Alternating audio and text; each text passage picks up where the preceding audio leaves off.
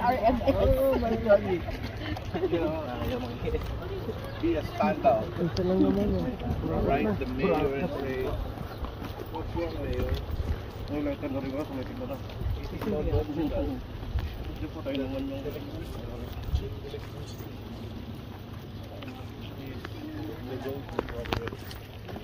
Why aren't we?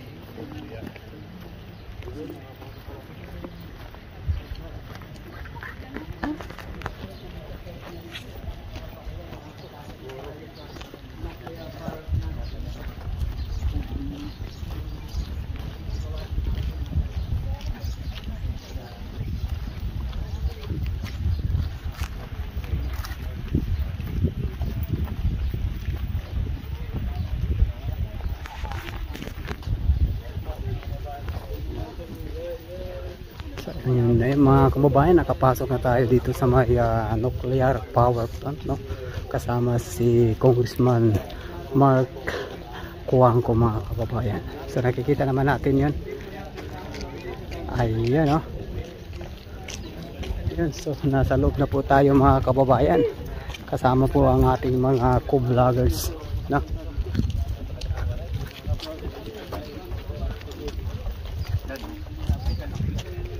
Tapos lupa, pwedeng patagin yan. And then one more. A total of how many megawatts? Kasi ang mga bago ngayon na binibenta ng Westinghouse Sayang lang or ng KHMP is 1,000 1,000 megawatts per each. ano po yun? Yung APR 1,000. Yung binenta sa United Arab Emirates is APR 1,400, 1,400. Pero meron silang ginagawang mas maliit, which is the APR 1,000, which is mas bagay sa atin. Or pwede rin AP 600, right? So halos kasing laki nito na brand yung Westinghouse. So, tatlo, 6, 12, 18, 24. Total of 2,400.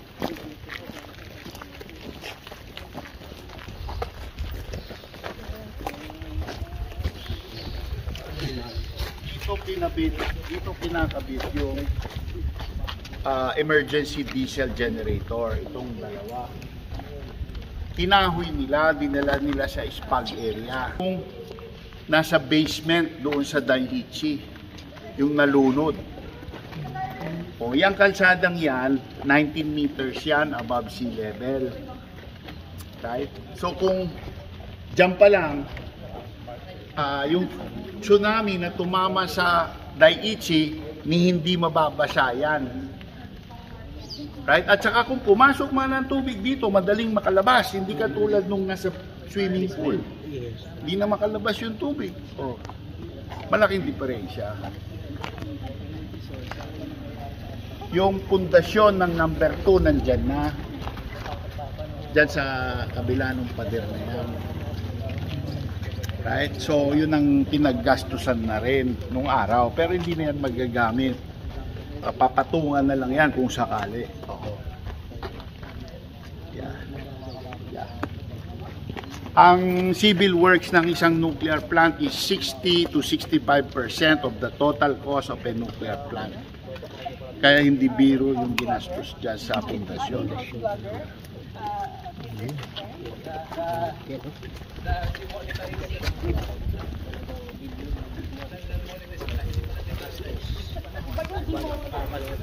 hindi ito na dahil lang sa palibot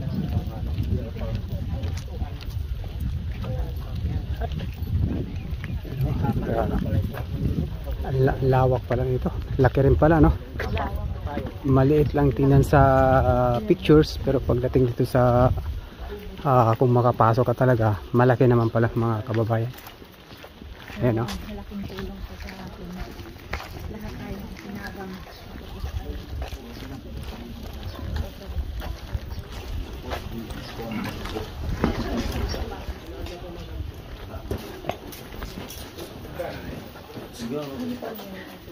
Ayun, sa wakas nakapasok na rin tayo dito sa may ano, nuclear power plant. Ayan mga kababayan, so ito na po yun. Yun, so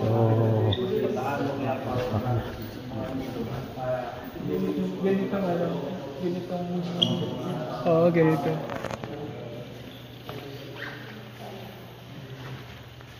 grabe. Laki. Nakakilabot. Buubad ako ng barong ha. Mainit na. So, kahit anong thermal plant ang pinasok nyo, whether it's coal, gas, geothermal, biothermal, ang unang-unang kailangan mong gawin is tanggalin mo yung mineral sa tubig. Alam nyo ba pag nagpapakulo kayo ng tubig sa takuri, di ba after a while, may minerals doon sa ilalim ng takuri na parang bato, tumitigas. Pag yun nag-coat doon sa mga tubo ng planta, ng boiler, babara na yung planta. So kailangan mong tanggalin yun bago mo gamitin yung tubig. So ang first step ng lahat ng planta is water treatment. Ito yun. Ito water, yan ang control.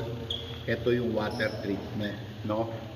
Deionizer to. Tinatanggal yung calcium, yung silica, lahat ng pwedeng mag-coating doon sa steam generator, tinatanggal dito. So pure water ang pumapasok sa planta. Yun, pure water na yun, paikot-ikot lang yun. Hindi nakukonsumo yun. So, ang thinking ng iba, nakukonsumo yun. Hindi, paikot-ikot lang yun. Parang distilled water. Lalaki rin pala ng mga first time makapasok mga kababayan dito sa nuclear power plant, no? Sa loob talaga mismo. Lalaki ng mga tubo, nakikita nyo naman, no? Medyo madilim mga kababayan dahil wala po tayong ilaw dito. So di ganun ka liwanag ang ilaw. Ayan, no? Siguro pwede pa naman siguro itong ano, no? Laki nga, oh. Ayan, no? Tutubo. Tubo ng malamig na tubig dagat na pinapapasok sa loob ng condenser, tawag dyan, condenser. So, condenser ng aircon nyo. Ang tubo ng condenser, titanium. Kasi ang titanium hindi kayang mabulok sa tubig dagat. So, very inert siya, no? Tsaka maganda ang kanyang heat transfer coefficient. Very efficient siya magpalamig. So, tignan nyo gaano karami. 4 na malalaking tubong ganito kalaki ang nagbibigay ng condensing water, malamig na tubig dagat, para i-condense yung steam, yung turbina kasi nasa taas natin. So, pagka kinondense mo yung low pressure steam na yan, dumaan na yan sa turbina, magiging liquid yan, magkakaroon ng vacuum, hihigupin niya yung nasa ibabaw. So, magiging mas efficient ang ating turbina. So, ito po ang ating reactor, no? Sa Daiichi boiling water reactor, mula dito magiging steam na dediretso sa turbina. Wala ito sa Daiichi. Itong atin PWR, pressurized water reactor. So, itong tubig hindi kumukulo. Nagdadala lang ng init sa isang steam generator. Dito linilikha yung steam na papuntang turbina. Right? So, itong tubig na ito, under high pressure, hindi pinapakulo ito. Nagdadala lang ng init dito. So, anong advantage? Doon sa Daiichi, pag kailangan mong pasingawin to, may dalang konting radiation. Yung atin, isolated. Pwede mong pasingawin dito. Walang sasamang kahit konting radiation. So we can cool this to our heart's content by releasing steam to the atmosphere. Wala tayong linalabas na kahit konti. Right? So, malaking diferensya. Itong plantang ito, ikumpara nyo doon. Right? PWR to, yun, BWR. Okay? So, may extra circuit ito. Kaya isolated to. Walang ganun option sa Daiichi. Which hindi naman masama kung magpe-prevent ka ng bigger disaster. Ang problema, masyado nilang naging takot yung operator na kahit konting palabasin nila, ayaw, kaya lumala. Nag-meltdown to. Okay? Ngayon, pansinin nyo sana ang quality ng workmanship, ang daan ng tubo, ang daan ng alambre, kasi wala kang makikitang ganito ka ganda ang pagka-disenyo, ang quality ng workmanship kaysa makikita nyo dito. Lahat may brace, lahat earthquake proof, di ba? Ang bawat kable may tali, tignan nyo. Mamaya makikita nyo close up. Ha? Saka yung kanyang mga hangers sa mga cable natin, talagang... Oo, eksakto. Yan yung sinasabi nilang 1,000 of defects. Kasi nung nangyari yung PMI, right, yung mga daanan ng ibang kable, binago. Ayon sa Puno Commission report, minandato na ayusin ang mga issue na nangyari sa PMI. Kaya, rini-design ng Westinghouse ang daanan ng maraming kable. Ngayon, sa nuclear, ang bawat palit mo sa disenyong original, kailangan mo ng FCN, ang tawag doon, Field Change Notice.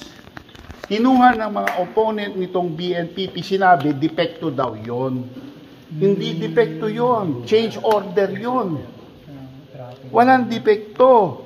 Mandato ng Puno Commission report para ma-improve yung planta. Ngayon, tinatawag nilang depekto, hindi po yung depekto. So, walang such thing as libo-libong depekto rito. Walang depekto itong plantang to. Mamaya, turo ko sa inyo yung sinasabi nilang depekto.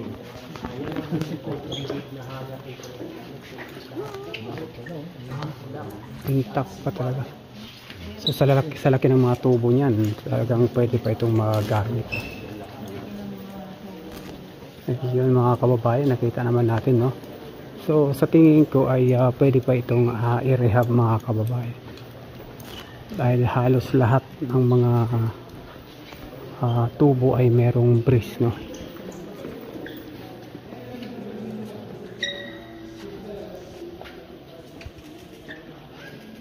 This way, please. This way.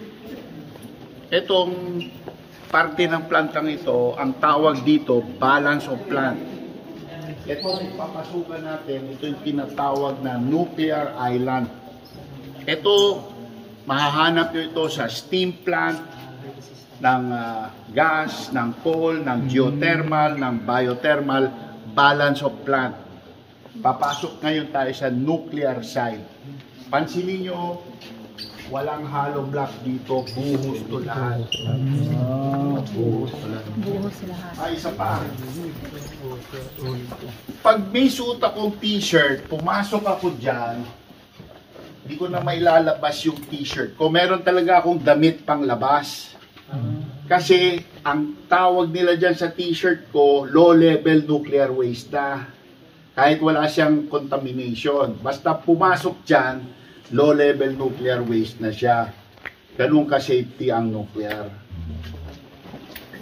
Once na nag-ooperate na. Yeah, so meron itong Baka ngayon, laundry, damit pa po eh. locker room ito, computer ko. Kasi wala yan. So, napakapalag po natin. Nakapalag tayo. Talagang mapalad talaga. Tayo nangarap na nakapunta dito. At Sarap tayo isa tayo sa nabalag. nagkataon na napunta.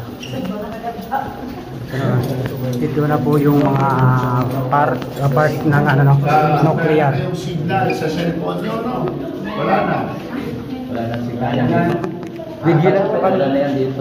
Meron pa ba? Picture lang, video lang Wala na. Hindi lang. Hindi lang. Kasi sobrang kapal ng mga pader. Grabe. Kanilang paling parang biga. Ilang kapal. Kahit pabagsakan to ng missile, hindi ano to. Yung design niya mga kababayan, patulad na Ayun o. walang anong block, hindi natin. Talagang buhos lahat. Ayun o, pati itong kahit itong hawakan. No?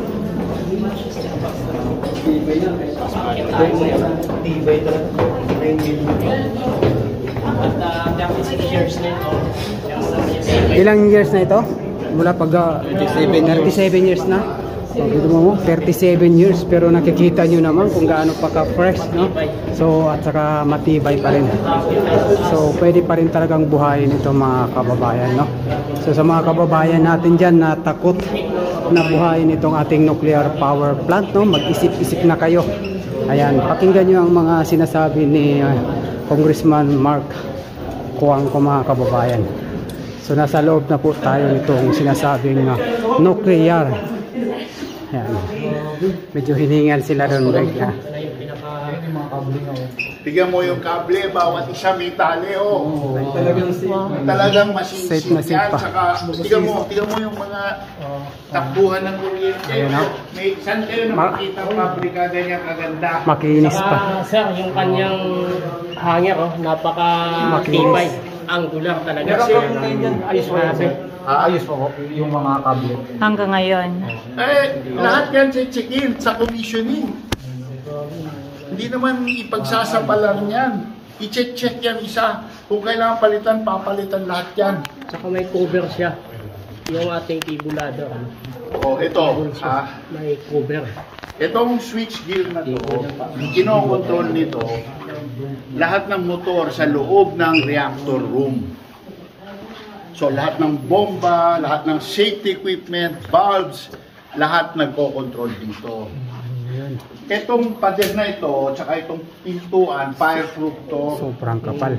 Titignan mo nyo dito, kung ano meron dito, eksaktong meron din dito. Sabay umaandar yung dalawa. Pag may nasira dito, maandar pa rin yung planta. Kung hindi nila maayos within so many minutes, kailangan nilang patayin yung planta kasi bawal yon. Kailangan may redundancy palagi. Dalawa ang set ng control na gumagana at any time.